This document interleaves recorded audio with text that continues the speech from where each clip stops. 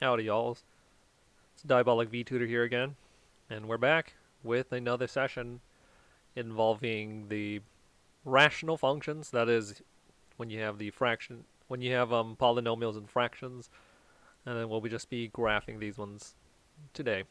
So a lot less explaining and just more simply just doing the problems, hopefully, because I do usually tend to prattle on about these types of stuff. So let's hope that I don't talk so much. Anyway, here we are. We have the stuff left over from last time. The three main scenarios. We have the A scenario where the polynomial degree on the top for the leading term is less than the polynomial degree term on the bottom, the leading one at least. So that's scenario A, and then scenario B, we have the leading term of the polynomial on the top has the same degree as the leading term for the polynomial in the denominator when they match up. And then, of course, we have the last one, C, where the leading term's degree of the numerator of the polynomial in the numerator on the top is exactly one greater, than the degree of the polynomial, than the degree of the leading term of the polynomial in the denominator. Kind of jumbled my words a bit there. Too many prepositional phrases. Alright, so that's what we're dealing with, and we'll hopefully touch upon the concept of graphing with the domain restrictions, such as the holes in the graph. If I remember to do that, I hope I do. But let's just get started with some random problems, of course. I'm not going to say which one's which. So, we'll just classify the problems as we stumble across them. That's the idea anyway. Alright, so starting us off, we are going to have just generic f of x. F of x is equal to, we have here x squared minus 3x minus 4, and this is all over x squared minus, let me think about this. Let's do 2. Let's do 4. Yeah, 4. Alright, so this is going to be our rational expression. Again, we have a polynomial on the top.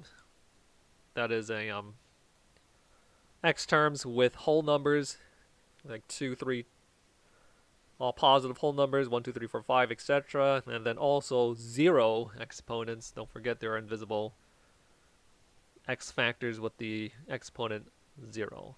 Don't forget this is equal to 1. So that's what we're dealing with. Polynomial on top, polynomial on the bottom. Learn to recognize your old stuff coming back. We have a quadratic on top, and then we have a quadratic on the bottom. So therefore, a good opening move is simply to factorize those ones. But before we factorize that, let's just take a quick look. What kind of thing are we dealing with here? Let's see, this is the exponent 2, exponent 1, exponent 0, so it's already written in order. So the leading term on top is x squared, the leading term on the bottom is also x squared, so we have degree 2 matching degree 2, so therefore this is scenario B situation. Alright, so we're just going to factorize this one. This is a factorizable quadratic, of course, as our most of your problems will be. So factorizing this junk, we're going to have x minus 4 times x plus 1. All over, we have a difference of 2 squares that just factorizes into x plus 2 times x minus 2. All you need to do is identify the domain restrictions, which will lead to the vertical asymptotes. So how do we make this part into 0 if x is equal to negative 2? And how do we make this factor into 0 if x is equal to positive 2? So thus we have two domain restrictions. X can't be negative 3. Negative 3. X can't be negative 2, and x can't be positive 2. Which means that we can write the vertical asymptotes. Therefore, the vertical asymptotes are, vertical asymptote number 1 is x is equal to 2. So again, there's this interplay between this one. Once you get the domain restriction, that leads to the vertical asymptote. Specifically because this domain restriction is in the denominator, leading to vertical asymptotes. So we have x is equal to -2 as vertical asymptote number 1, arbitrarily. And then we have vertical asymptote number 2. X is equal to +2. So 2 vertical asymptotes. Alright, then next up we have the top portions of the function. We have, well, let's kind of go in some sort of semblance of order. You don't have to go in the same order that I'll be going in. But we're going to be doing the long-term end behaviors. We do have x degree 2 over x degree 2. Those are the leading terms. So subsequently, these ones will outgrow these other terms right there. So when we simplify this, this simplifies into 1-ish. So this is the long-term end behavior. In fact, it's the horizontal asymptote, as long as you put y is equal to 1. So that means that in the long term, meaning the x values are getting larger and larger in terms of size, they could be a negative large size value, or it could be a positive large size value. So either or. This is where, again, we're talking about long-term end behaviors when x approaches positive infinity or when x approaches negative infinity. What's the long-term y behavior? It's going to be y approaches 1 for f of x. So I know I'm kind of interchanging the usage of y and f of x, but be flexible, of course. That's what we have for the horizontal asymptote. But a key thing to always watch out for is whether or not you are above or below the horizontal asymptote for the long-term end behavior. So again, horizontal asymptote, let me just rewrite this since I undid all my work. Y is equal to 1. And in terms of evaluating long-term end behavior, whether or not you are above or below this thing right here. Alright, well, it just takes a little bit of limit knowledge, or if you haven't learned limits, something at least related to limits. Don't worry about it too much. It's essentially just paying attention to which numbers are growing. So on the top, in the numerator, we have x squared, which grows at the same pace as the denominator x squared, leading term right there. So that's where we get the 1 from. But these aren't the only terms that exist. They are the most important terms that dictate end behaviors. But we have other players here kind of shrinking them or increasing them ever so slightly, so that you're either slightly above 1 or slightly below 1, depending on the left hand, if you're approaching positive infinity or negative infinity. Okay. So if we are trying to evaluate our graph to determine whether or not it's above or below the horizontal asymptote on the right hand side, that is, as x approaches positive infinity, what happens to our y trends? Will the y be slightly below 1, or will they be slightly above 1? And to do that, let's consider these ones first. So that's where we got this one. But what's happening? Well, there's a subtraction happening from the top x squared. And it has a x power 1 term up there. And then for the bottom one, we're subtracting a constant 4 from the x squared. So when we think about what's being subtracted from the x squared from the top and bottom, we have here -3 times the variable x. And then on the denominator, we have a -4 constant.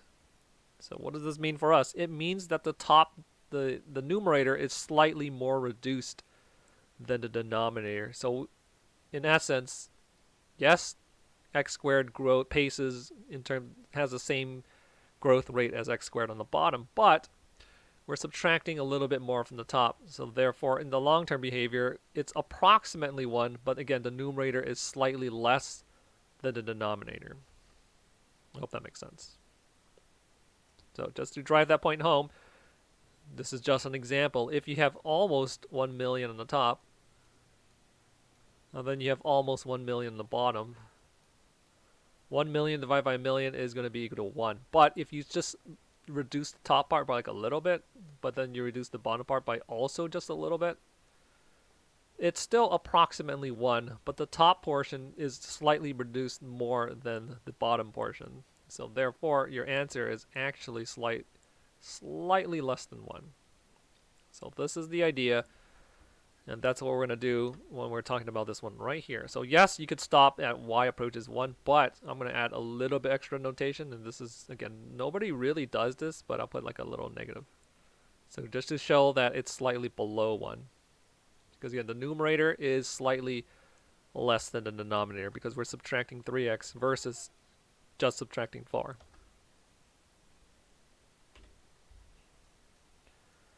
So long-term end behavior, and then of course we have the other end behavior approach.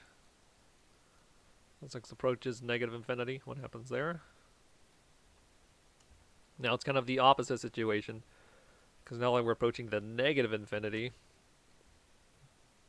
this is no longer a term reduction, because negative 3 times negative, if you imagine there's some sort of huge negative we're inserting, huge size negative we're inserting right here, then the negative here times the negative there gives us positive 3 times a huge number, which means we're increasing this one just by a little bit in comparison to this one, which is just being subtracted. What does that mean for us? It means that the numerator is slightly more than the denominator. So y approaches 1 yet again, but it's slightly above 1. So this is for the arrows above or below, but for most classes this is enough for what you need to do to graph. So we have the vertical asymptotes, 2 of them here, and then we have the horizontal asymptotes. But let's do a little bit more because we can get x-intercepts right there. Because we can set this whole equation equal to 0, so excluding the bottom part right here, what values of x on the top rather than the bottom will get you 0. 2 values, of course, we have factor number 1, so x is equal to positive 4, and factor number 2, x is equal to negative 1, so those are our 2 x-intercepts, so let's write that down.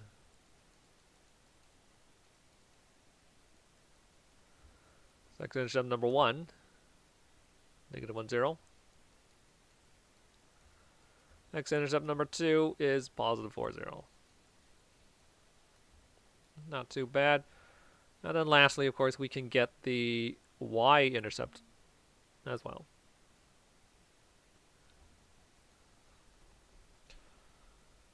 You know, typical thing. You just set all the x's is equal to 0. I'm going to use this one just because it's easier than that one.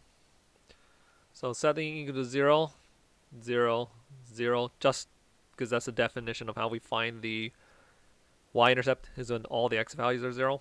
So we're going to be left over with negative 4 over negative 4. So therefore, y-intercept 0, comma, negative 4 is 1. And that should be it for all the components we need to go about setting our graph. So let's plant those first. We have vertical asymptotes at positive 2. Yeah, positive 2 and negative 2. So there's positive 2 and then there's negative 2.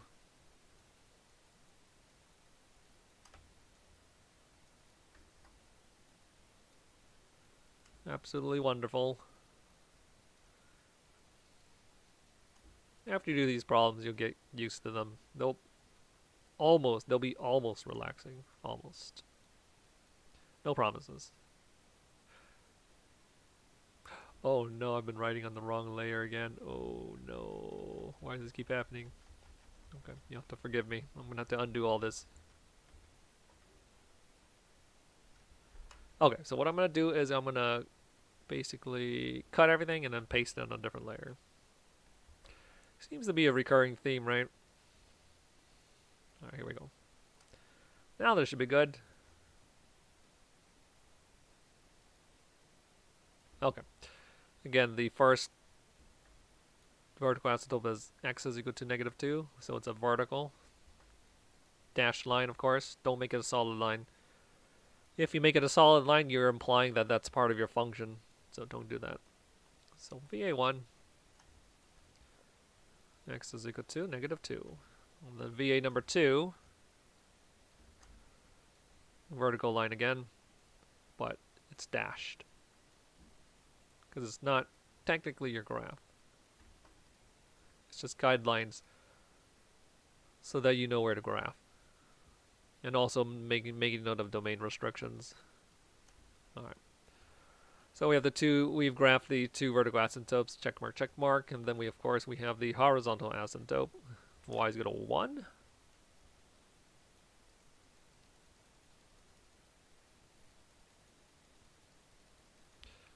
That went pretty well. So horizontal asymptote. Y is equal to positive 1. Alright. And let us plant the x-intercepts and the y-intercepts, just as a little bit more guidelines to make it easier to graph slightly. So we have -1, 0, and then 4, 0. So 1, 2, 3, 4. There we are. And then lastly, y-intercept is at 0, 1. Is that alarming that it's on the horizontal asymptote? No, that's okay, because again, horizontal asymptote is strictly for long-term end behaviors, basically dictating what's the overall trend when you get to larger and larger x values. Okay, so putting this one right here, again, we have as x approaches larger and larger values, then the y approaches 1, but slightly below 1. You know, let me put below. Just because the plus minus looks kind of confusing, and this will be above. Okay. Yeah, I think I'm going to do that from now on. So below 1 and then above 1. So on the right-hand trend, we are above 1. Wait, are we below 1 or above? Oh, below, I'm sorry. So we're below positive 1 because, again, this one grows at the same rate as does that one, but because we're subtracting a minus 3x, we're subtracting a 3x from the top versus subtracting a 4 from the bottom one. This one reduces that one by slightly more than does this one. And you might be wondering, wait, why slightly, right? Because this is a constant minus 4, but this is a minus 3x. And the answer is x squared in the long term outgrows this one no matter what. So if you think this number is large, this one is exceedingly larger than that one because this is squared versus singular 1. But this one definitely outgrows this one, even just by strict comparisons between those two. But they both pale in comparison to the growth of x squared. So because the numerator is slightly less than the denominator, we have less than 1. So hence, arrow is below. And of course, the reverse is true for the other side as x approaches negative infinity, because as x approaches larger size negative values, then this one becomes plus 3, absolute value of x at that point. So we're actually contributing to the top, and the top numerator as a whole becomes larger than the bottom one, so we have slightly above 1. So the arrow is above, not below. Alright, so we have the most important things. Now all we need to do is finish up the rest of the graph. The easiest way to do it is just plug in one space away from both vertical asymptotes in both directions. So for vertical asymptote number 1, we're going to plug in a -3, and we already technically have this one right here. So we might plug in half a space away from the vertical asymptote. But let's do this one first. So we're plugging in x values equal to -3. It's probably going to be above here because, following from the horizontal asymptote, usually you'll go up like this. Sometimes you'll cross over like that one. But we'll brush up on that again. Okay, but plugging in -3 for the simplest strat. What do we get? So again, we're plugging -3. That gets us 9. That gets us positive 9. Minus 4. -3 squared is 9 again. Minus 4. Don't do this. That doesn't cancel out. That's called partial cancellation. And you never, ever do that. No partial cancellations. So we have 9 plus 5 is 14. And then 9 minus 4 is 5.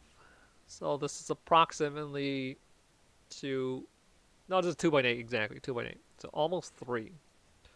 So if you plug in -3, you get almost 3. So 1, 2, 3. It's like here-ish. So as promised, we're connecting this end behavior to this point, and it is above the horizontal asymptote as promised. Okay. So trust in the trajectory. You're not going to do something funky like that. We're just going to be going straight up. Start to get close to the vertical asymptote, but never ever touch the vertical asymptote. It's like that invisible wall, invisible electric fence. Never touch it. It's going to be disastrous because you cannot divide by 0. Alright, so that describes this part, and of course we're going to have to figure out what's the graph look like in between these two vertical asymptotes. Already these points give us a little bit of clue what's going to happen. It's probably going to connect like this. And because this arrow is going upwards, then this arrow should be going downwards. Why? Because this is x is equal to -2 to get that vertical asymptote. And since this is multiplicity 1, then it doesn't follow the parabola style of going upwards. So we have an alternating upwards on the left-hand side and then downwards on the right-hand side. So this is just stemming from the multiplicity, but you can also use other methods to verify this alternating up-down graph part. And should we? Yeah, I'll just go over this once, and then maybe if we really need to, we'll check the other ones as well. So, you know what? No, forget it. Let's not. I'm trying to be a little more expedient today. So the question is, what happens right here? Do we go upwards like that, or do we go simply back down like that? Well, since this is vertical asymptote number 2, and this one we haven't plugged in x is equal to +1 yet. That's what we shall do. Plug in x is equal to +1. It's probably up here, yes. But let's check it out. Let me clear the old work, of course. So we're plugging in +1. So that one becomes 1. This one becomes -3. This is still -4. All over 1 squared is still 1. And then -4. So again, no partial cancellations ever. So we have 1 minus 7, which is -6. And then 1 minus 4 is -3. Therefore, cancellation of signs, +2. So, as promised, it is above. How did I guess that was above? Because this one will probably connect to that one, right? And if you trust in the trajectory that goes down, then this one should be, if this one goes downwards, then this side should be going upwards, alternating fashion. Because again, at this other vertical asymptote, we have multiplicity odd, not even, odd. If this was even, like 2 or like 4, then rather than having a up-down alternating motion, we would have either up-up or downwards in agreement, matching the stereotypical parabolic motif, either like this or like that. But that's not what we have. Because again, odd multiplicity. And that should be enough for this function. I think we're good. Let me just text my roommate real quick. No, he already left. Never mind. Okay, I should probably... No, we're good. I was going to check in on my calculator, but I think this is going to be good. So, VOD watchers, you could skip on to the next problem, but I'm just going to, for goodness sake, I'm just going to check a few things. Check to make sure that these ones, for extra robustness. And if you're interested, so we can use like kind of sloppy limits in order to evaluate these ones. So I'm going to rewrite the fully factored form on top and on the bottom. So we have x minus 4 times x plus 1 on the top, and then x minus 2 on the bottom times x plus 2. And that is f of x. So the whole disaster with vertical asymptotes is if you try to plug them directly in, if you try to plug in -2, it will break your functions. So rather than plugging in -2 to break your function, we plug in something close to -2. And there are two ways to get close to -2. You can either plug in something similar to, but not exactly negative 2.0001. So we're just thinking about something like this, but we're not dealing with this actual number. And then we're plugging in something like negative 1.9999.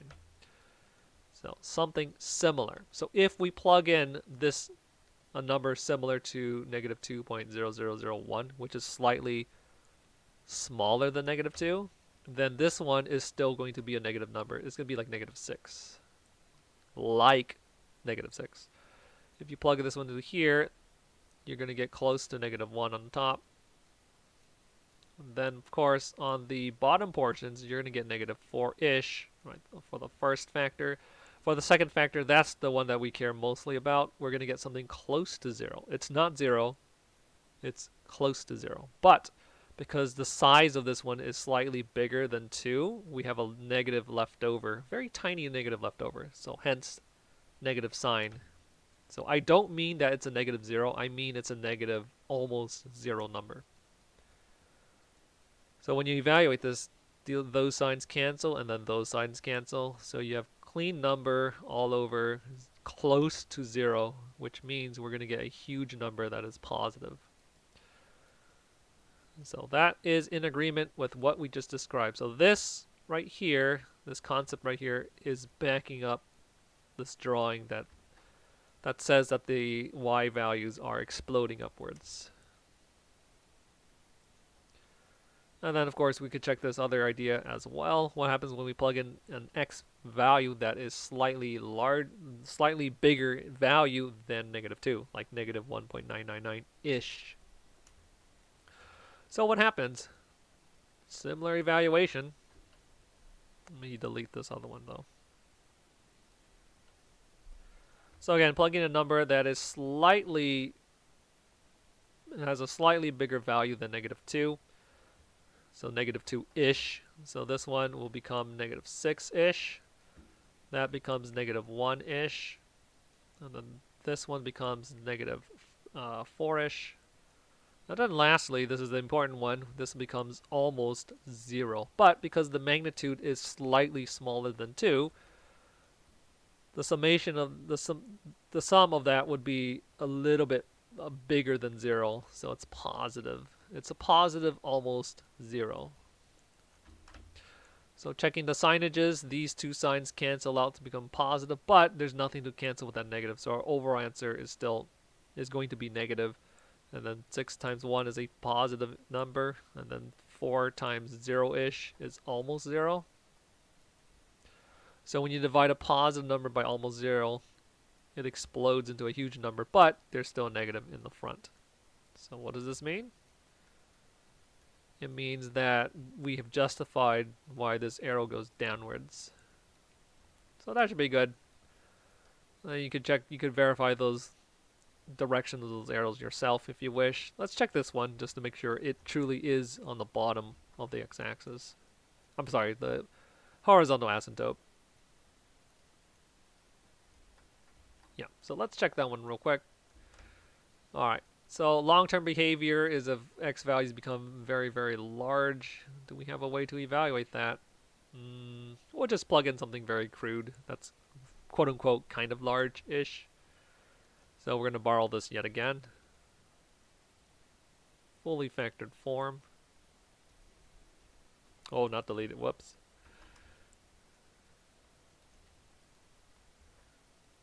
Yeah, so there it is, and then we're going to select, in our mind's eye, we're going to pick a large value, right? So this is going to be big value minus, I'm just going to write big value.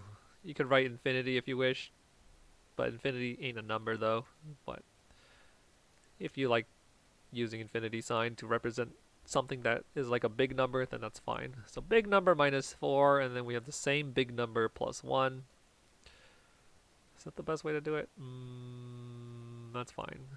And then we have big number plus 2. This isn't exactly super robust, but hopefully it'll illustrate the point. Alright, so we have those ones right there. So if you think about what's going on, big number means that it's a very, very large value. So what that means for the top is we're going to get big number squared, and then minus 4 big plus 1 big, so overall net gain of 3 big, minus 3 big, and then minus 4. So this minus 4 is very small compared to this term and compared to that term. And then on the bottom distribution, it's a difference of 2 squares, so this term cancels with that term. So we're going to have big number squared, and then minus 4. So both the numerator and the denominator have minus 4, but the numerator has an additional subtraction, minus 3 big. So if you ignore this minus 4 for a moment and you just focus on this one, again, if this term wasn't here, we'd have exactly 1. But we do have this term, and it's subtracting from the numerator by just a little bit, because again, power 1 is smaller than power 2. So thus, this value that's big squared is slightly reduced compared to this big squared on the bottom. So therefore, this answer is going to be approximately 1, but less than. And you can plug in whatever large value you wish, just to have a little bit more concrete data just to verify this thing right here. Okay. So this idea of using big, you don't have to describe this way. It's just a type of limit analysis. But that does verify that the arrow is below the horizontal asymptote. And then we will trust that this one is on top. For the same reason as before. Because again, we said that this is going to be plus with sufficiently large size negative values. And that's it for the first problem. And then we'll hopefully speed up with subsequent problems. That's the goal anyway. Let's do another one. So we're going to have g of x. G of x is going to be equal to x cubed minus 27. And that's all over. X squared minus 9. No, not minus 9. Otherwise we'd get something called a hole, which I don't want to talk about at the moment. Let me think. Okay, so it'll be x squared plus 6x plus 9. There you go.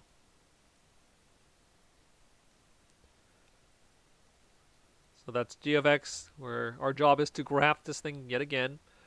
Pay attention to the leading terms. This is a leading term, and this is a leading term. You can verify that yourself. We have 1 degree greater than the denominator's leading term's exponent.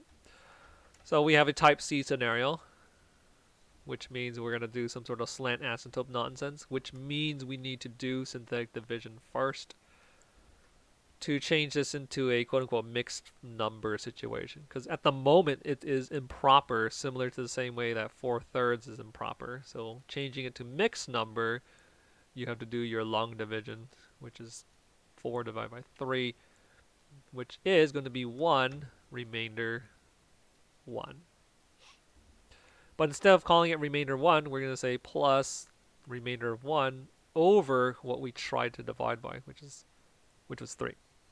So that is how we're going to be doing this one. The exact same process, pretty much. So nothing left but to do it. All right, here we go. Again, this is going to be the, what is this called? This is the quotient, and then this is what?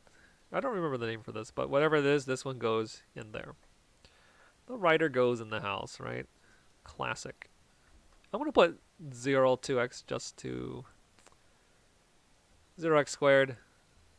And you don't have to do this part right here. I'm going to see if it's useful.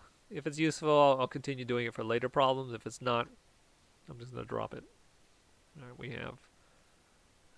So this thing here is being divided by this thing.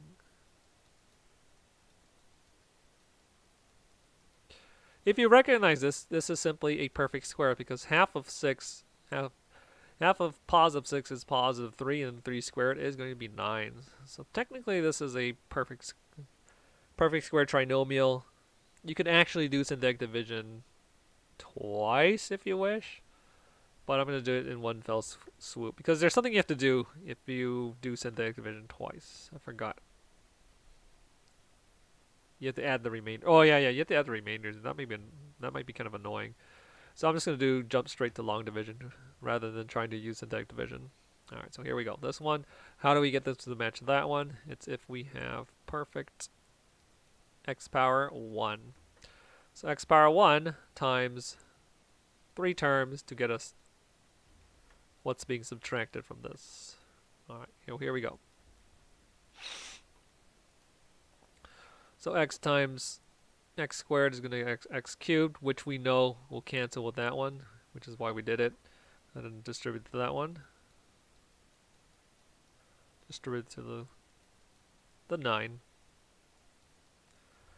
There we go. So this is why I put the placeholders. Again, you don't have to put the placeholders, but it's probably a good idea.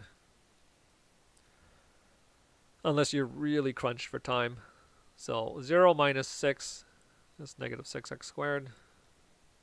0 minus 9. There you go. Drop down the 27. Negative 27. Now we ask ourselves, how do we get, what do we need to multiply this? What does this need to be to multiply to that to get that? Exactly. It needs to be minus 6. So distribute. Distribute. And distribute. Alright, this cancels out as we expected, and then negative 9 minus 36 is plus 36.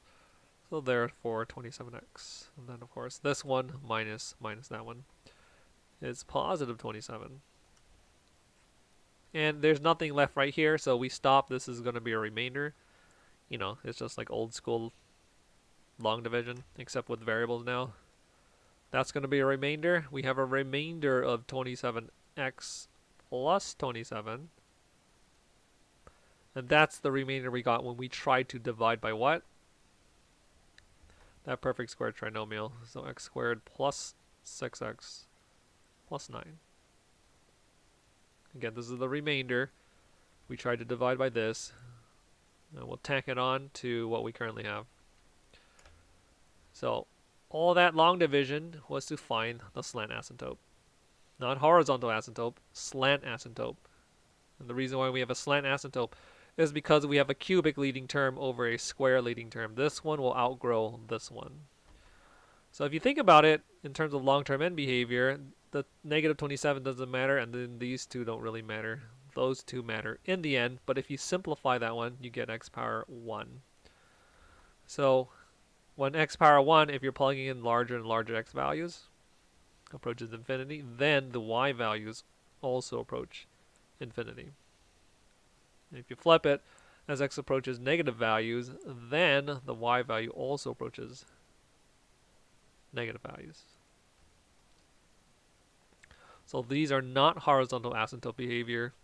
They're just simply part of the slant asymptote, which is dictated by this y minus x. Y minus x minus 6, which is of the form y equals mx plus b. So that's just a linear function. Well, not a function, I'm sorry. That's a slant asymptote that is like a linear function, and you shouldn't try to cross this. You definitely don't cross this in end behaviors, but in local behaviors, you might cross it. Same rule as horizontal asymptotes. They can be crossed locally if needed, but never in the long term. So let's move those.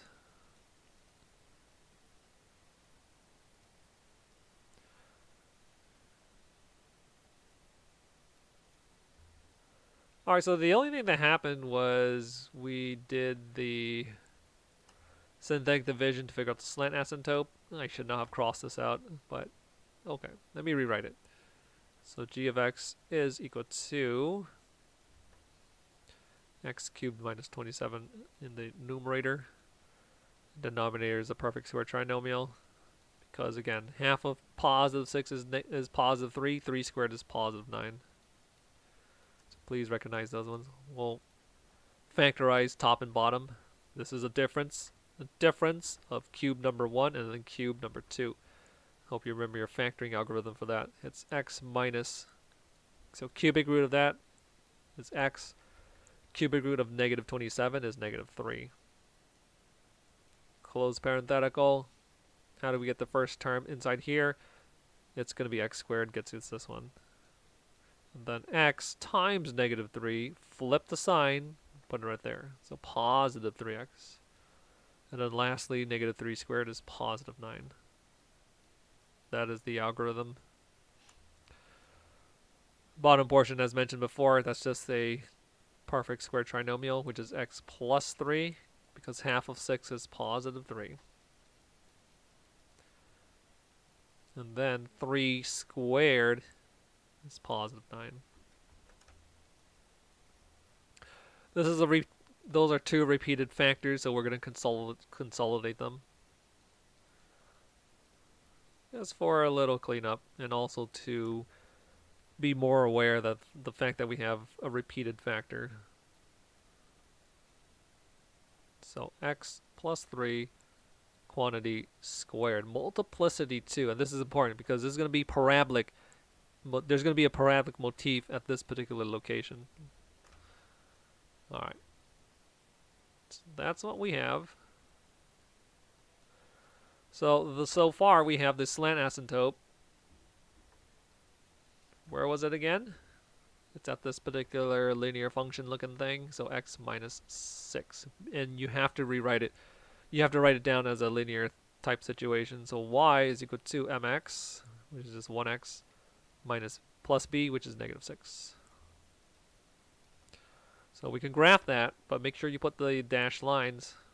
So we're planting the line at x value negative, y value negative 6 right there, and then we have a slope of 1. So rise of 1, run of 1, or rise of 3, run of 3. It doesn't matter. Or rise of 7, run of 7. As long as it's a ratio of 1 to 1.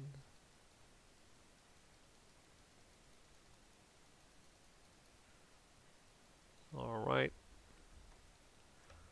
And thus we have the slant asymptote. Again, that's y is equal to x minus 6. Okay, I kind of went out of order, but let's do the vertical asymptote next. There's only one unique factor on the bottom. How do we make it into 0 if x is equal to negative 3? Therefore, x cannot be negative 3, otherwise we get 0 on the bottom. So therefore, horizontal asymptote is x is equal to positive 3. Did I say positive? I mean negative 3. I really am misspeaking a lot. So x value negative 3.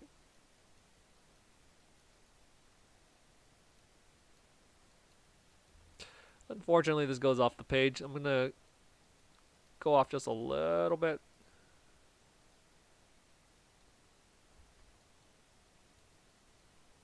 Because we might have to graph here. Maybe. Maybe not. Hopefully not. Alright. So can we get started? Well, we probably need to get the other points.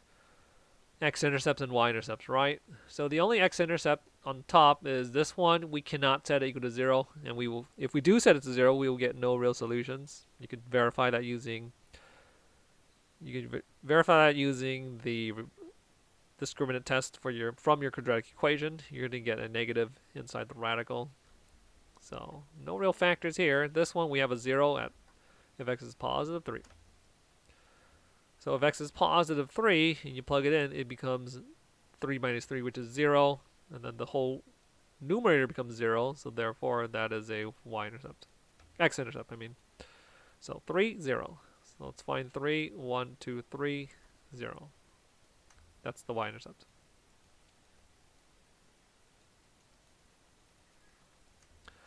Do we have any x-intercepts? We probably do. So we'll just plug in 0 for everything. Let's use this one. That's easier. So 0 here, 0 squared, and then 0 times 6. So we're left with negative 7 over positive 9, which is, if x is 0, then y is negative 3. And then again, that's the x-intercept. That's the... I said it backwards again. I said this is the y-intercept. I meant x-intercept is this one. This one's y-intercept.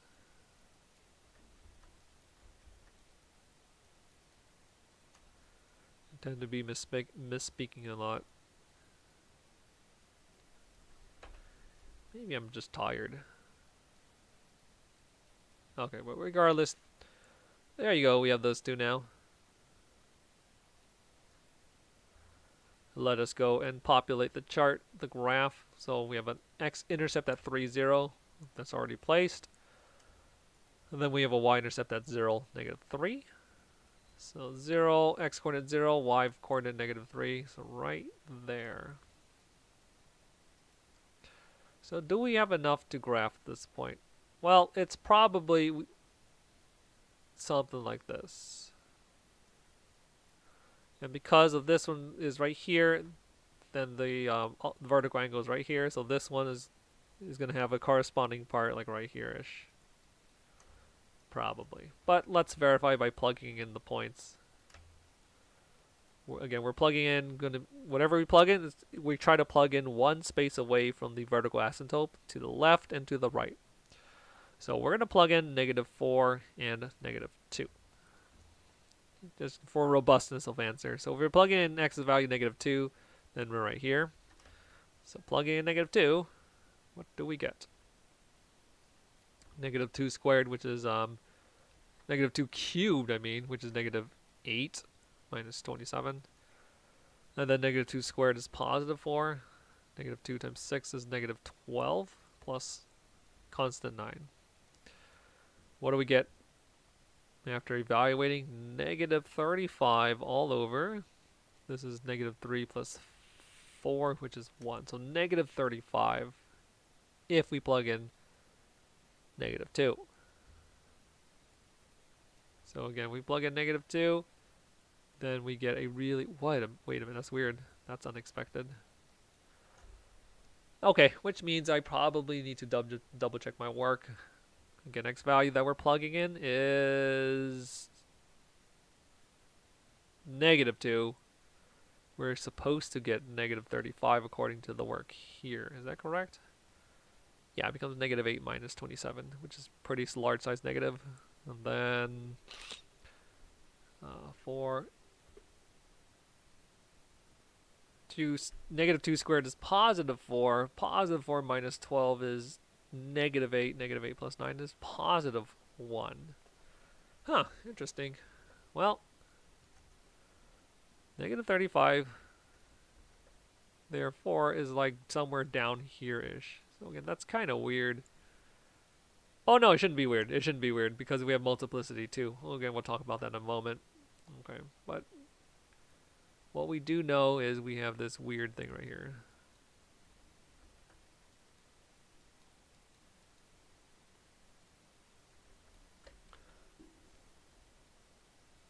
So again, we have a very low number. If we plug in x's value negative 2, then we get negative 35. This is 5, 10, 15, 20, 25-ish. So we're way down here if we plug in negative 2. Okay, so what does the rest of the graph look like? Well,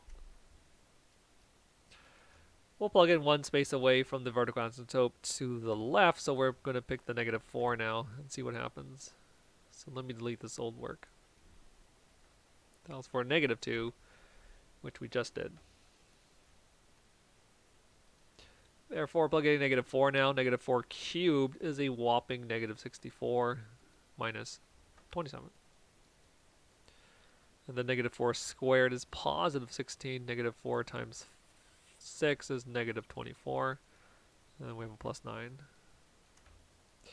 So the top number will remain a negative. So relatively large 91 on top. And then on the bottom portion, we get positive 1 yet again. Interesting.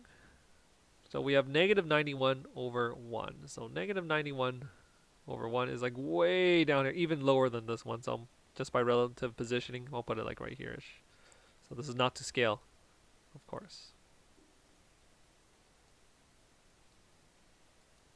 So if I extend this a little bit more,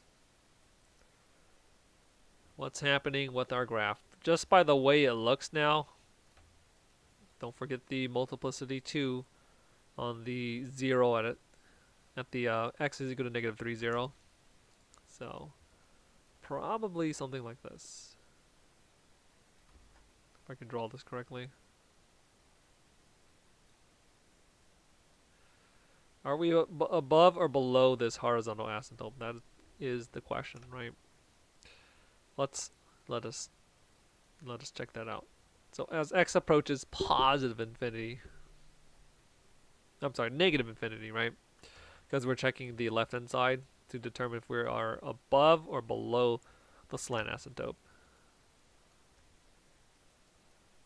So plugging in large size negative values, this is going to be, this outgrows this one, and then this one outgrows the other two. So in essence, those are the two most important terms in determining long-term end behavior, which simplifies to just x power 1. Alright, and because we're approaching large size negative values, when we're thinking about what's happening on the top, we're subtracting a constant 27 from a absurdly huge number. And then this one we're adding 6 times the negative huge size value. So this will be subtracting from that ultimately. And this is going to be positive. Which means that the denominator is slightly smaller than what we expect. A slightly smaller infinity than what we would expect. Yeah. So we are below the slant asymptote, I believe. Below. There you go. Where did my orange points go? Oh. Did I undo them by accident? Oh no, there they are. Okay. So this one is supposed to loop back and connect down to this one that we plugged in. And then this one's going to be creeping upwards. So will we be doing something like this, where we get close to the slant asymptote, or will we be breaking past the slant asymptote? I think it's going to be the second one, breaking past it and then doing something like this, I believe. Okay, but let's double check though. So the important question is, will we be below the slant asymptote or above the slant asymptote? So let's check right here. The idea is, again, same idea as before. These two are the most important terms in the long run, but we will be adding more to the denominator than whereas we're just simply subtracting from the numerator. So therefore the denominator is slightly smaller than what it should be. So overall the infinity will be larger than what it will be. So therefore we are above the slant asymptote. So something like this. So this one will approach, will get very close to the slant asymptote, never crossing it. But we're going to try to connect this one with this one. So kind of artsy-ish. Connect this one to that one as smoothly as possible. And then we're probably going to have to cross it somewhere like this, right? So that looks very awkward. We are crossing the slant asymptote, which is okay. But let me verify that. But it should be that one. Just so I don't lead y'all astray, I'm going to punch this into my graphing calculator. And by graphing calculator, I mean my phone. Because technology is pretty good nowadays. Alright, let's see. So graphing y equals parenthetical x cubed minus 27 all over perfect square trinomial, which is x squared plus 6x plus 9. Hitting the enter now. Let's see. It should be right. Yeah, it is correct. We have that kind of breaking past the slant asymptote. So don't be too alarmed. As long as you aren't crossing it in the long-term end behaviors, like don't do this, for example, then we should be good. But this is quote-unquote local-wise, so it's okay to break past horizontal asymptotes or slant asymptotes. But this one is not going to cross at another point, so it's just going to be getting close to it. But we'll be above slant asymptote in the long run. So I went off the chart just a little bit, but that's going to be correct. So this is the graph. Let me extend the vertical axis up just a little bit. That's the VA, and that's at x equals -2, -3. So just a quick note, remember it's x plus 3 is the factor, so the 0 is at x equals -3, which is a domain issue, so therefore, and because it's even multiplicity, it has that parabolic downwards motif.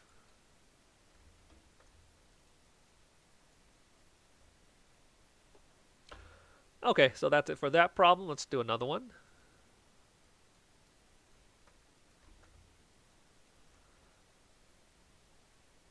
Did I forget something?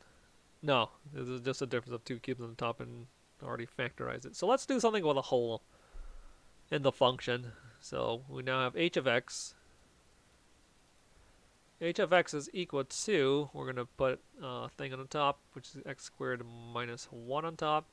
And then we're going to have x squared minus x plus 2. Plus 2? No, let's do plus x and then minus 2. Yeah. Is that what I wanted? I think either way it would have worked. Okay, yeah, this is what I'm going to keep though. That's going to be our function, and then, you know, I'm going to change the top just a little bit. I'm going to multiply the top by 2. Times 2 to the top, distributive property, so it becomes 2x squared minus 2. But the overall problem remains unchanged. So what situation do we have at this point? We have leading term on top, which is 2x squared, leading term on bottom, which is x squared. So therefore, because they're matched, we have scenario B.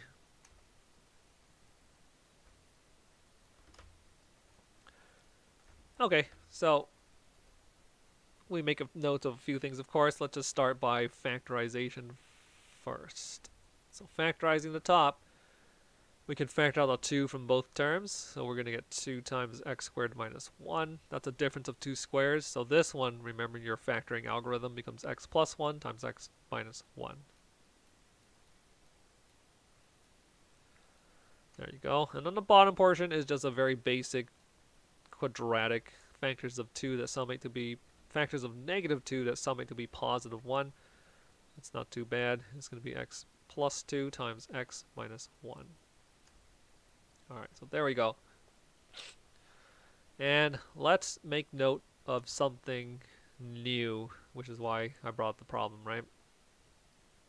So we have a term here, x minus 1, with, on the numerator as a factor, and then we have another factor, the same factor is in the denominator as well. So we can simply cross out this one with this one. But, there's a very stringent but. We can only cross it out provided that we don't make this into 0. So make sure you make note of that, okay? So we can only cross out this factor with this factor if and only if the x value itself doesn't cause those factors to become 0. Because if you have an x value that causes this factor to become 0, then you are essentially doing 0 over 0, which is undefined. So what would cause this to become 0 if x is equal to positive 1? I don't like that color. It's too saturated. There you go. Okay. So if x is equal to positive 1, then this will be 1 minus 1 over 1 minus 1, which is 0 over 0, which fails. So this one we make note. As a domain consideration, x cannot be 1. So x can't be 1. And because x can't be 1, we've explicitly stated right here, then we can cancel this factor with that factor. Then and only then. And now this is something called, we make note of something. We're going to call it hole. Where is the hole located? It's located at where it would have been a y value. So let me write this down. 1, comma, and this one I'll leave blank for now. Because again, we can't plug in 1 for numerous reasons. Number one, it will create a 0 divided by 0, and number two, we'd be dividing by 0 yet again on the bottom. So, long story short, we cancel this one with this one, but we have to say x cannot be 1. And because we canceled it out, simultaneously saying that x can't be equal to 0, since we canceled it out and we said x can't be 1, then we have to state there's a hole at that location. What's this y value? We'll talk about that very quickly. Okay. So for all intents and purposes, h of x is actually just that part right there, provided, except for x is equal to 1, because we can't make x equal to 1. So what is this? So in fact, this is, for the most part, what we're dealing with. So this part is mostly ignored. So let us deal with just this part.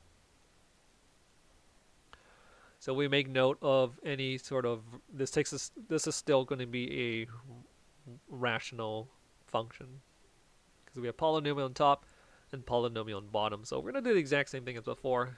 So this is now like a sub problem, which is still of the B type, because we have exponent 1, exponent 1. So do the typical things. Domain issues, x cannot be negative 2. But again, x can't be positive 1 either. So both of these are for domain considerations. But only this one is leading us to talk about the vertical asymptotes. So there's only one vertical asymptote. And the vertical asymptote is only at x is equal to negative 2.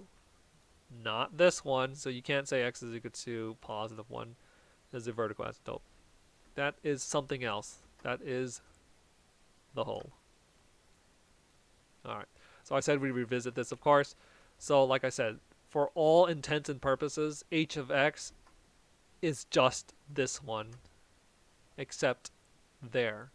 But to determine the y-coordinate for the hole, we pretend that we can just plug in 1 directly into the situation. So what would have happened if this wasn't here and we were allowed to plug in 1? So just perform the operation and see what happens. So it becomes 1 plus 1 is 2, 2 times 2 is 4, and then 1 plus 3 in the bottom, 3. So we would have gotten 4/3. So this thing right here, it would have been 4/3 if we were allowed to plug in x is equal to 1. But we're not allowed to plug in x equal to 1. So therefore, we have a hole at a coordinate. And that coordinate is 1, 4/3. So again, not a vertical asymptote, despite it being a violation of the domain. It's not within domain.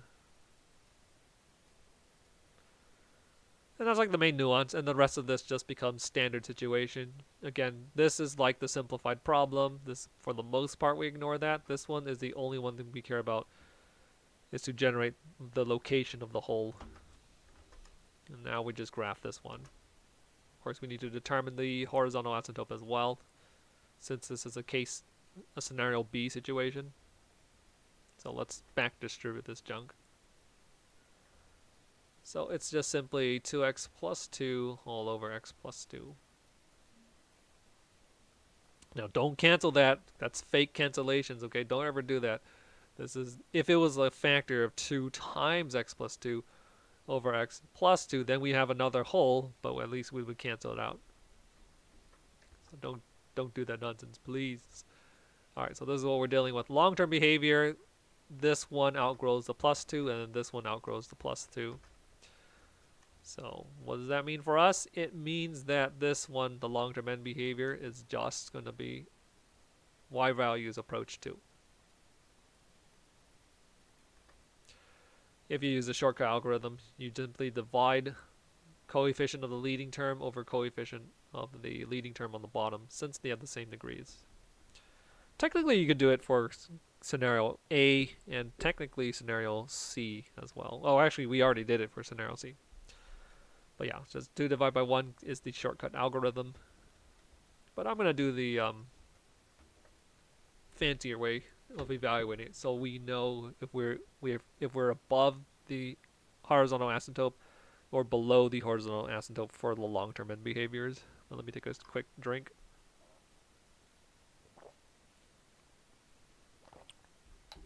All right, so this one's kind of complicated. We do have a 2x plus 2, and then we have x plus 2. If we totally ignore those, then the 2x over x simplifies into just positive 2, right? Did I misspeak for the previous example? Okay, so whatever I said about the horizontal asymptote before, ignore it. It's going to be 2 over 1, so y is equal to... No, I think I said y over 2. Y is equal to 2.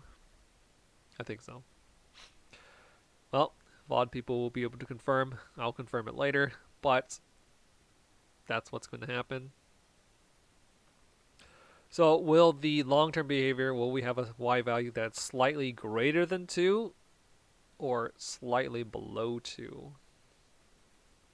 And here's how we're going to evaluate that one. Same situation, long-term end behavior.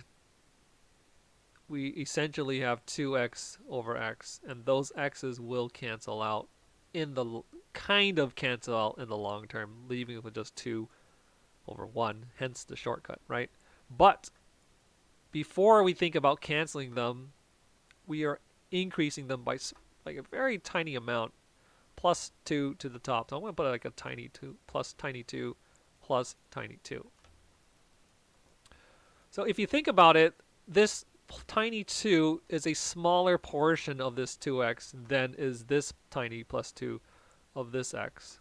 So in essence, the increase on the bottom is larger in proportion to this increase to the top, right? So therefore, the denominator is experiences a slightly bigger percentage increase than does the top. So because of that, even though we approximate this as 2 over 1, it is slightly bigger than normal on the bottom, slightly bigger on the bottom than it is plus on the top. So therefore, this is slightly below 2, I believe. So as x approaches positive huge number, then the y value, or h of x, I should say, I should stop calling it y. So the y value h of x, same thing, is going to be approaching a value of 2, but it will be slightly below. So I'll put below.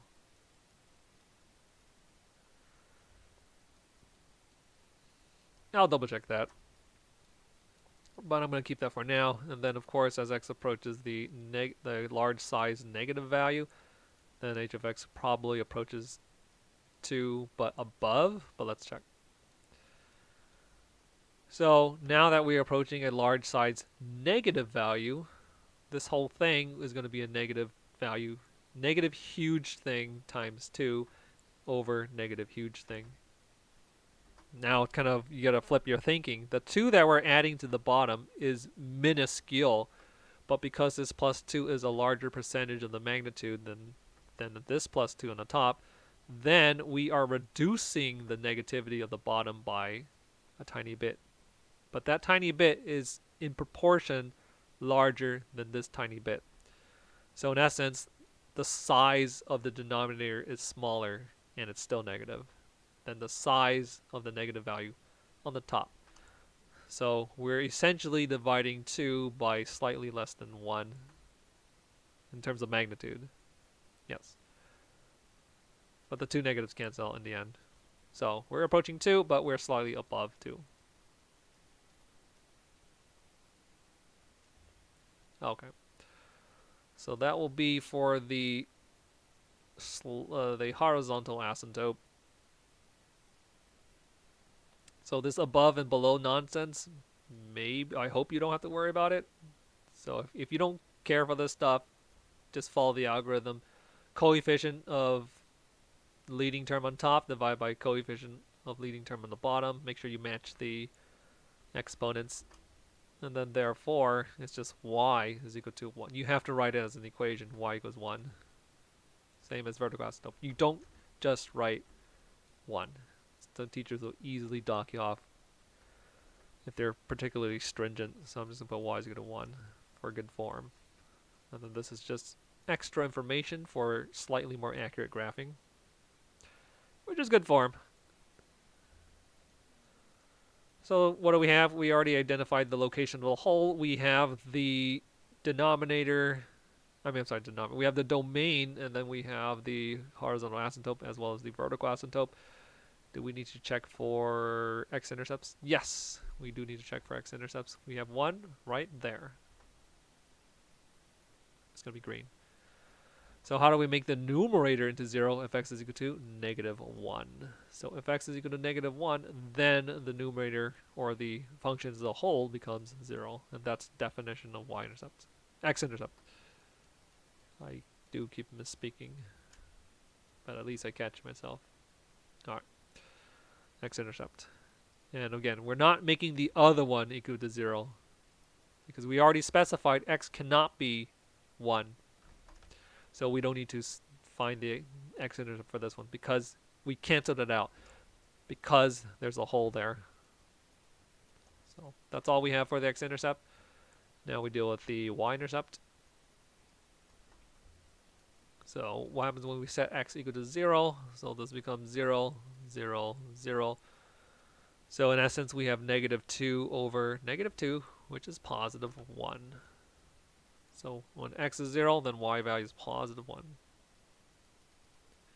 And then you might notice that I used the original equation, the original function, ignoring without having canceled out the factors yet. Does it actually matter? Check it out. You plug in 0 here, you plug in 0 there. What do we get? 2 times 1 over 2, which is still 1. So double check is good. We have all the necessary ingredients to start populating our graph, so let us do it. Domain first is what I usually go with. X value -2 is the vertical asymptote, so -2. We got that.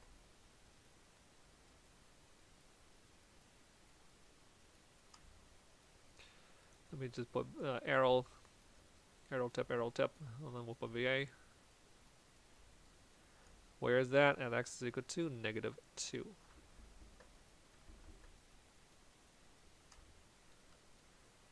Alright, so we have the vertical asymptote down, and then we have a hole located at 1/4. So 1 1/3. So if x value is 1, then y value would have been 1 1/3 right here, but we don't have that point because there's a hole there. There's a hole there because we canceled out those terms. We'll only cancel it if x is not 1.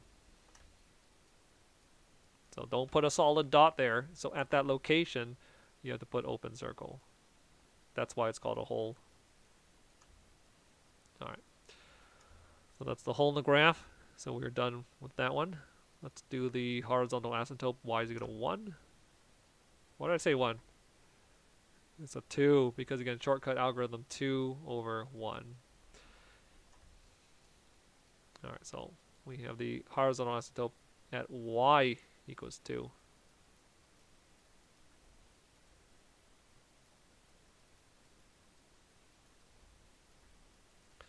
So HA, y is equal to +2. Now we'll use this extra information. As x approaches huge positive values, then the y values are slightly below 2, but approaching 2.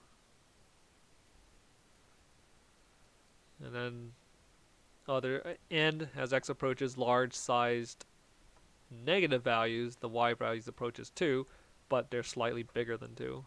So we are above horizontal asymptote. Alright, so we have this, we have that, we have horizontal asymptote. Let us plant x-intercept, -1, 0. And then the y-intercept is at 0, 1. Okay, this looks really good. So let us finish off the rest of this graph. It's probably going to be connecting this one to this one to that one. And we'll probably be heading straight down, trust in the trajectory. Again, now we'll trust in the other direction. Oh, because we already have this end behavior, but if you trust in the trajectory, then that looks perfect. There you go. Again, leave it open circle right there. That's where the location of the hole is. So don't do this, please. Leave it open circle. Because again, x can't be positive 1. Alright. What else do we have? So we already did with this. We already good with that. Okay, we just need something else. And because the multiplicity of this particular factor is just exponent 1, which is odd multiplicity, then we could just follow the rule. This goes downwards, then we have upwards, as with negative, I'm sorry, not negative, as with all odd multiplicities when working with polynomials. So we'll connect this end behavior to that, what do we call this one? This arrow upwards. Yeah. Alright, well, something better. Something better than that, right? So again, if you don't like using that rule of multiplicities to determine that this is going to be graphed upwards, you could just plug in one space away from the vertical asymptote to the left. So if you plug in -3, for example, let's see what we get. Again, we're ignoring this one, since if we plug in -3 is not 1. Okay, so -3 here, we're going to get -2 times 2, which is -4. -3 there, we get -1. So that simplifies into +4. So as stated before, we are above, yes. So this is 1, 2, 3, 4. So here-ish. So that agrees with our prior assessment. Trust in the trajectory, so we're going to go upwards. Okay. And I think that pretty much does it for this problem. We could spend time verifying this. Oh, I did say we were going to verify that. So let's verify the long-term end behaviors right here by plugging in a very large value. Again, we can ignore this one and this one because we're plugging in a large x value that's clearly not 1 anymore for sure. So what does that mean for us? Let's just see what happens. I just want you to see what happens. So let's say x is 1 million, right? Which, you know, x is, we're going to be plugging in larger value than 1 million. But just to illustrate, we have 2 times 1 million. 1 million is not that big of a number in relative terms, right? So we have +2. And then we have 1 million in the bottom, +2. So I want you to run that in your calculator and see what happens. I'm going to do that as well. So we have 2 times 1 million. So 6 zeros, and then +2. And divide the entirety of that by parenthetical. Make sure you put parentheses. 1 million +2. So you will see that it is indeed slightly less than 2. So this one is going to be 1.9999 something, and you hit an 8 with a bunch of zeros afterwards.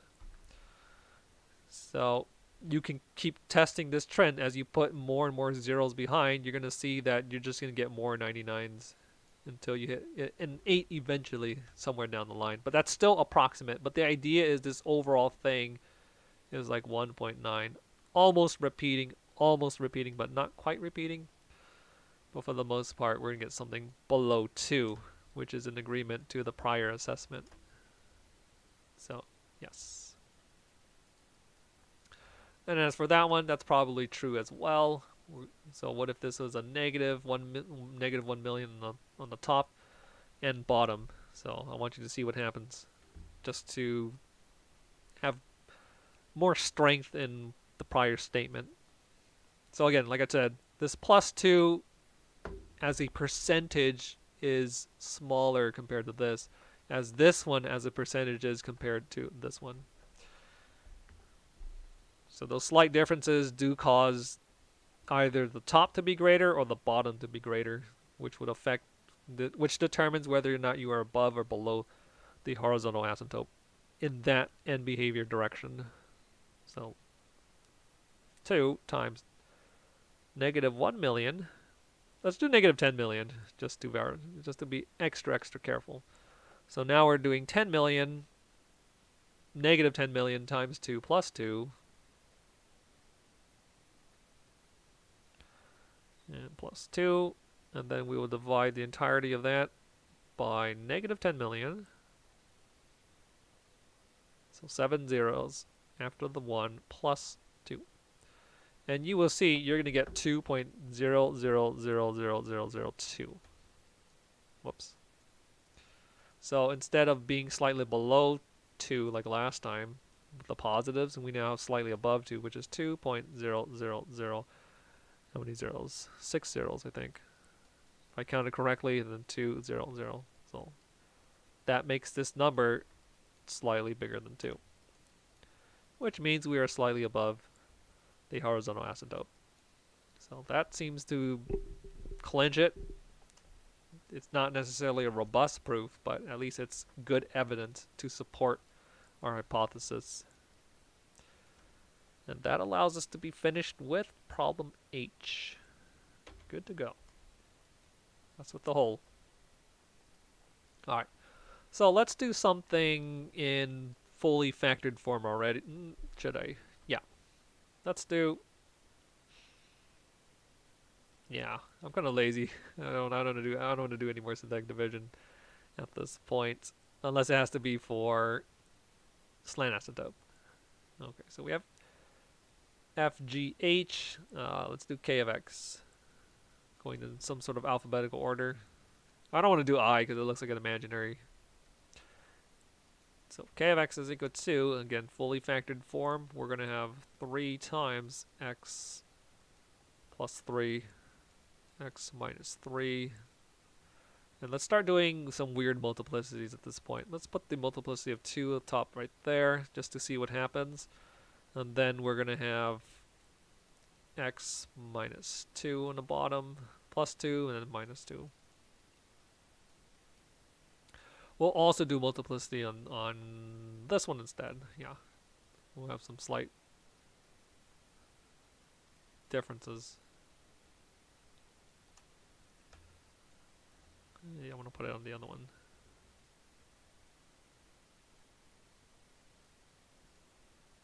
Alright, so putting the 2 multiplicity up here, putting the 3 multiplicity ain't going to do much, so let's not do it yet. So as it is, this one distributes to here, thereby getting us x power 2, and then this one is just x power 1, using partial distribution just to check leading terms.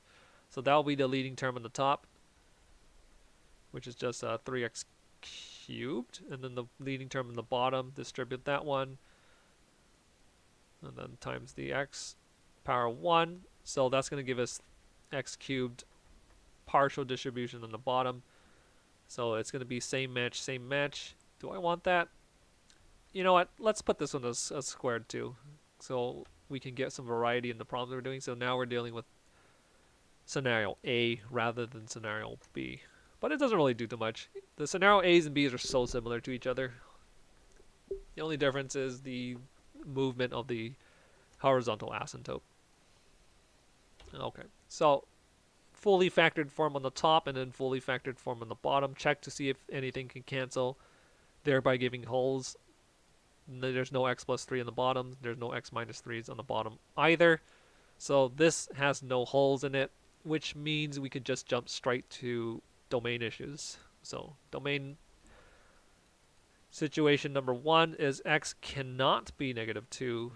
And then situation number 2, x cannot be positive 2. So those are both for domain considerations because they were not able to be cancelled. Therefore, we have vertical asymptote number 1 and vertical asymptote number 2. So just flip it around. X is equal to negative. By flipping, I mean like don't put the cross out for the vertical asymptote. So because x cannot be negative 2, then the vertical asymptote is x equals negative 2. So we're done with the vertical asymptotes. Long-term end behaviors, like I said, this one distributes, and then this one distributes to x squared. We're going to multiply those two to get x cubed, and then we have a 3. So 3x cubed is the leading term on the top. The bottom term, leading term, is going to be x squared times x squared, which is x powered 4. So again, the denominator's degree for the leading term is greater than that of the numerator. So therefore, horizontal asymptote, if you remember the algorithm, this one, because these are mismatched, you can always force a match. But the only issue is this one didn't exist before, so you have to put a 0 in the front. So using the shortcut algorithm, 0 of the degree 4 divided by 1 of the matching degree 4. So therefore, 0 over 1 is equal to 0. So horizontal asymptote y is equal to 0. Just using the algorithm. But in terms of making sense of it, it's just having to do with the numbers outgrowing the other number. So going back to that idea, it's this one right here. This is our leading term on top. This is our leading term on the bottom. This is x cubics will eventually be outgrown by x power 4 for exceedingly large values of x's. So for our considerations, we're just, if you cancel that out with this one, you'll be left over with an x power 1 on the bottom, which means if you imagine this being a very large number, it's just 1 divided by a huge number. Hence, here. But the shortcut doesn't tell us whether or not we are above or below the horizontal asymptote. So we need to just finesse it just a little bit. Oh, do we need to distribute this? Ooh, that's bad. I think we do need to distribute this. Let me think about this. Is there a way around? I think... And let me just do partial distribution, though. Okay. So partial distribution. I'm going to take one of these x minus 3s to multiply to this x plus 3, because I know that's a difference of 2 squares. So we have a leftover x minus 3 there. Alright, and the idea is I just want to get the second highest degree, which is going to be x with a negative 3 times a 3, which is negative 9. Okay, so that's the second highest degree term in the numerator. That's the greatest degree in the numerator. Alright. And then we'll have like plus other stuff that we don't really care about at the moment. And what's happening on the bottom? Well, we have x plus 2 times x minus 2. Okay, I'm going to take one of those, and I'll multiply to one of those. So thereby getting x squared minus 4, because that's a difference of 2 square scenario. But we know that this is going to be multiplied to another x squared minus 4. Okay, and the highest degree possible, as mentioned before, is x power 4. And then the middle term, the second highest one, is just going to be x minus 8x squared on the bottom. Okay. And the other terms we don't really care about at the moment, because we're just trying to figure out the most significant players that are contributing, that are modifying our leading terms. And the square terms are the ones that are most significant in their contribution to modifying the leading term on the bottom and the leading term on the top.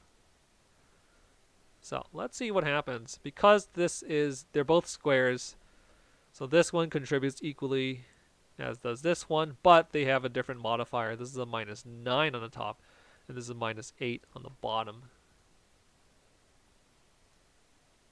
So we don't care about the other terms at the moment. Okay, so what does that mean for us? That means for us in the long-term behavior, the y value trends towards 0. But in consideration, there's a minus 9 times x squared versus a minus 8. So the numerator is being reduced more than the denominator. So we're actually slightly below 0. So as x approaches huge size positive numbers, then the y values tends towards 0, but we are slightly less than 0. So it's actually a negative value. All right. So that's for that end behavior, and then of course for the other one, I should have done this in this correct color. So as x approaches huge size positive, then the y value, or k of x, approaches 0, but slightly below.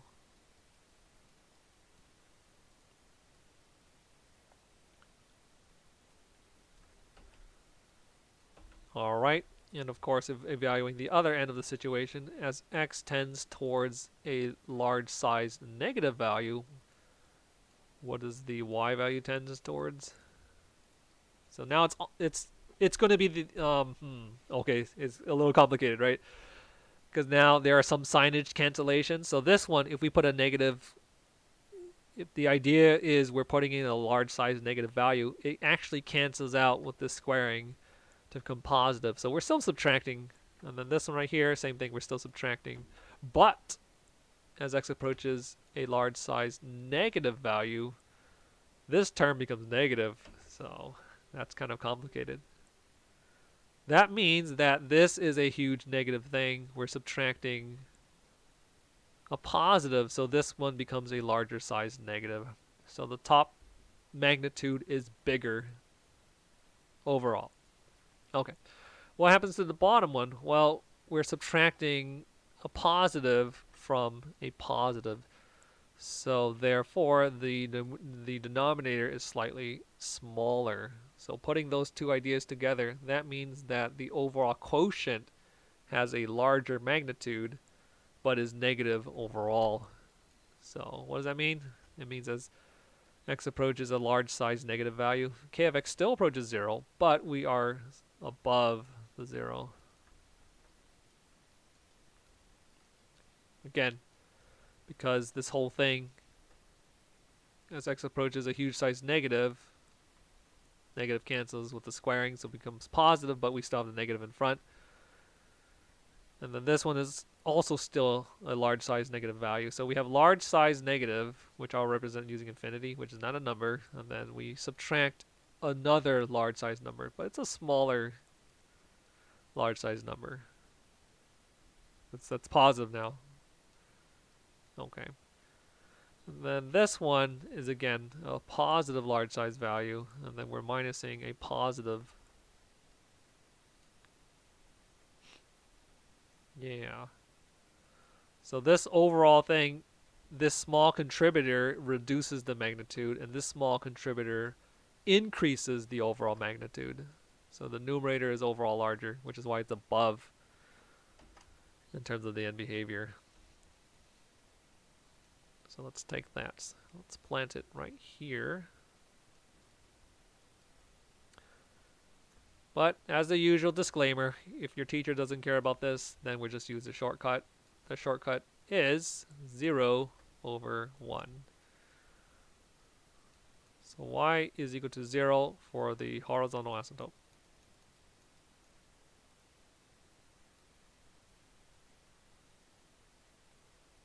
Yeah, put it right there. Okay. What else do we need to do at this point? Intercepts, yes. So again, this one was nothing could cancel with that one, nothing could cancel with that one. So we have two x-intercepts, and I spoke correctly this time. So we have x-intercept number 1 is when x is -3, that produces 0 overall. Make sure you put it as a xy coordinate. And then the second one is 3, 0. Alright. Now we have to deal with the y-intercepts. That's when all the x's are 0. Unfortunately, this is not in distributed form, so it's slightly more annoying. So that's 0, 0, 0, 0. So what do we have? We're going to have 3 times 3 times 9 all over 4 times 4, right? Yes. Yeah, that's correct. So all in all, that is 81 over 16. Not my favorite number, but let's keep it as 81 over 16. So if x is 0, then y is 81 over 16. That is for y-intercept.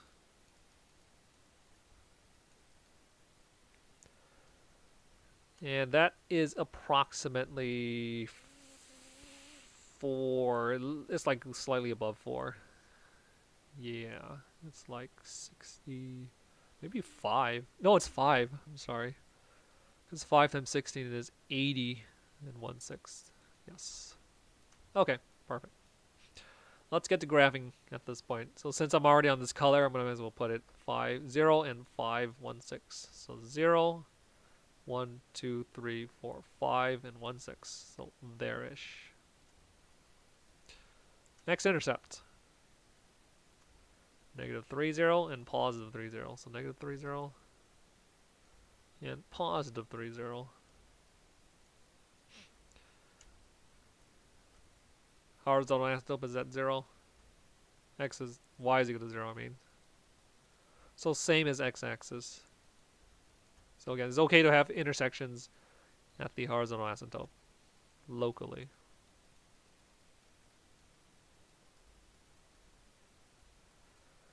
Okay, and again, for as x approaches a large size positive value, we are below the horizontal asymptote. So below, and then we are above for the other end, as already stated. Vertical asymptotes, negative 2 and positive 2.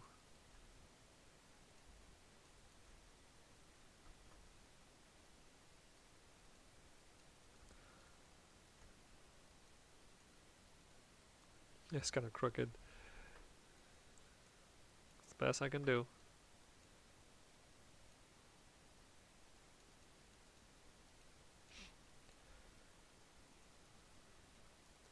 If teacher, again, this is very stringent, you have to label this very accurately.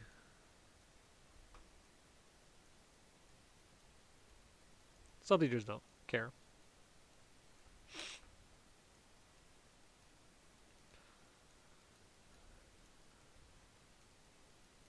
But I'm operating on the assumption that your teacher does care. So those are the two vertical asymptotes. We're done with those ones. We're done with the above-below horizontal asymptote. We are done with the x-intercepts as well as the y-intercept. Okay. Now we just need to beautify the graph. And pay attention to the multiplicities, of course. We have multiplicity 2 there and there, so there should be parabolic-like nature motif around that vertical asymptote and around that vertical asymptote. Okay, so we could just plug in. Oh, this is already one space away, so we're going to plug in one space away from inside this one. That should probably be the easiest thing to do. Figure out what's happening in between by plugging in positive 1 and then negative 1. So positive 1 first for some sort of order. So we're plugging in positive 1. What do we get? Well, first let me delete this extra stuff. Clear the clutter. Alright, so plug in positive 1. We have 3 times 4 times 4 all over. That's going to be 9. And then 1 squared. Negative 1 squared is just 1. That is going to be 16 over 3, which is exactly 5 and 1/3. 5 and 1/3. So if we plug in x of 1, we get 5 and 1/3. Okay. It's probably going to be doing something like that. So let's plug in the other value that's one space away from the other horizontal asymptote, which is again negative 1. So let's see. So plugging in negative 1. Let's see what we get. So we're gonna get 3 times 2 times 4 squared, which is 16, all over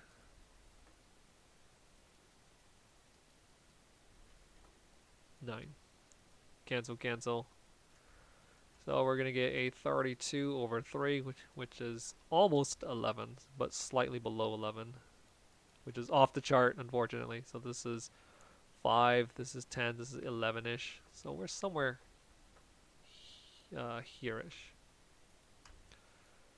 Okay, so that's kind of unusual, right? So we're probably doing something like this. And again, because we have even multiplicities, then there should be an upwards motif right here. Because this is like parabolic in nature around the vertical asymptote number 2. And then the same thing should be happening on the other horizontal asymptote, because this is also multiplicity 2. So there's going to be parabolic-like nature around the horizontal asymptote. So something like that. So this gives us strong evidence, yes. Touch, pass through, and then that ways. This is where it's kind of weird right here, right? This is going to be very funky. It's going to do the touch and then bounce back to do that one. And that should be the graph. It looks very weird. So, because I'm a little paranoid, I'm just going to check it real quick on my graphing utility. So y is equal to 3 times x plus 3. And you can skip this part if you feel confident in the answer. But I'm just checking to be safe. X plus 2 to the power of 2. Too many parentheses. Times x minus 2 to the power of 2 squared. No squared. Again, too many parentheses at this point. Okay. Hopefully it's right. Oh, it's not correct. Wait, what? Oh no, it is correct. I'm sorry. Oh, but the end behaviors are different. Interesting. Okay, well, let me check to see if I've input everything correctly. We have 3 times x plus 3 on top times x minus 3 squared. Yes. And then on the denominator, x plus 2 squared times x minus 2 squared. Yes. Okay, interesting. Well, checking the graph, it has everything in reverse. Okay, so my evaluation was wrong. So according to what I've just checked, this one, if I get some sort of color going on, so this one should be the touch and go one. This should be the one that goes like that and then goes above. So this evaluation is wrong. And then on the other side, it's supposed to be the crossover and then below like that. So interesting. So I'll need to double check on the end behaviors again. But everything else is correct. So this thing in the middle is correct. This upwards motif, that's correct because it's parabolic-like about the vertical asymptote. And then this one's also parabola-like about this vertical asymptote. So this is all, this part right here is correct, and then the end behavior is incorrect. Like this entire portion is incorrect, and this entire portion is incorrect, according to the graph that I see in front of me. Okay. All right, so let's double check on that.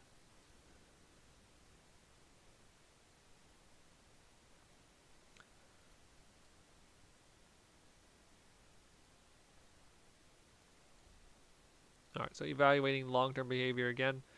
I think it's because of this screwed up partial distribution. Yeah. It seems to be correct though. Okay, but double checking again. It's always good to double check. Well, I have to double check since it was wrong. Wrong evaluation, right? Okay. So, again, I'm going to take one of these because there are 2 of them being multiplied. I'll take one of them to distribute to this one, thereby getting this difference of 2 squares. Yes, and we'll have a leftover of one of those right there.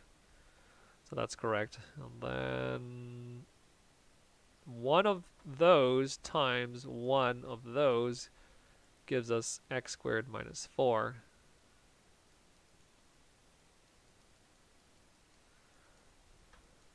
And because there's two of those each, we can do it again. So we have another times x squared minus 4. Right? And then these two distribute to be that. That's correct. This is a minus 4x squared plus minus 4x squared. So this is also correct. Interesting. Okay, so the partial distribution should be correct. And I don't think the 16, the plus 16 should not be a major contributor. So, but I'll write it down just in case. So we have no other terms on the bottom. It's just x power 4 minus 8x squared plus constant 16. But the top one is a little more complicated. Let me check the distribution. So that's x cubed, yes, times the 3. So that one is affirmative. And then to explain this one, we have, yeah, that's also correct. Okay, well, might as well put the other terms. I don't think the other terms are significant. However, what is that? That's minus 9x times 3, which is minus 27x. And then constant times coefficient becomes 81. Okay, so the full distribution wasn't that difficult. I should have just done it in the first place. Alright, so again, we're just evaluating the end behavior just to see why it's not this one, nor that one. Okay, let's reevaluate. So we have overall major contributors on the bottom is x cubed over x4, which is why we're approaching 0. But,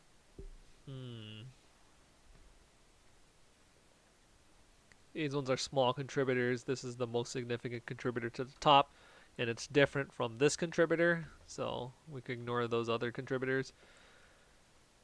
We are subtracting more from the top because it's minus 9 times an x squared versus minus 8 times an x squared. So therefore, the numerator is slightly smaller than the denominator. Oh, but we're still positive. That's why. Okay, that's why.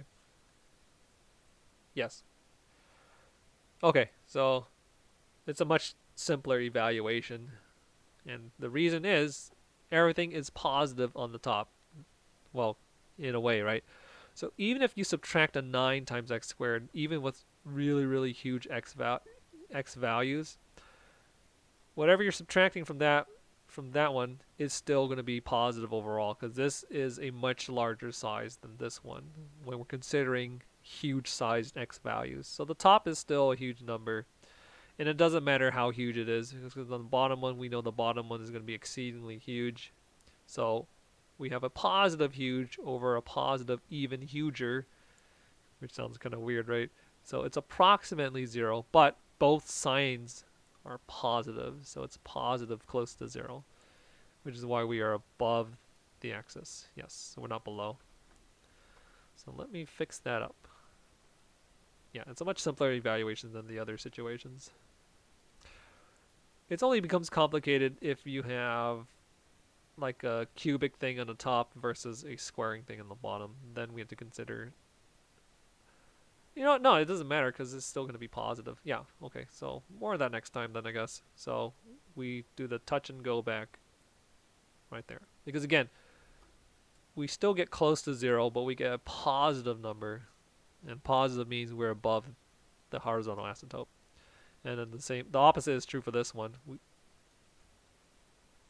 So when we're considering the end behaviors, this overall is a very, very large negative term. So it's going to be a negative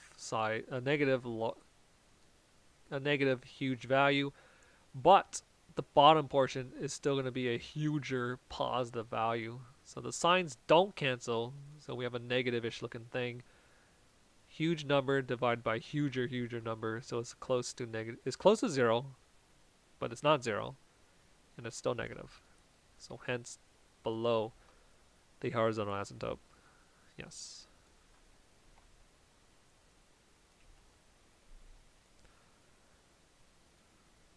So let me delete that real quick.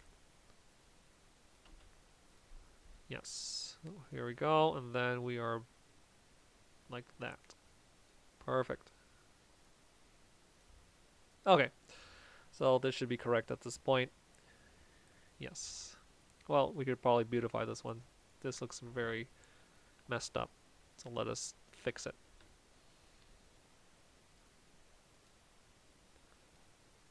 Do have an x-intercept there. It's going to do the touch and bounce back type of thing. Okay, so final answer, final graph. That's going to look something like this. All right. And I think I'm going to conclude for the day. Maybe I'll do some more problems later. But no promises. I should make no more promises at this point. But that's it for now. Maybe those are only like 4 or 3 problems, which isn't my usual. But dinner's ready. So we'll see. So hopefully I'll be back later. If not, well, regardless, have a good one.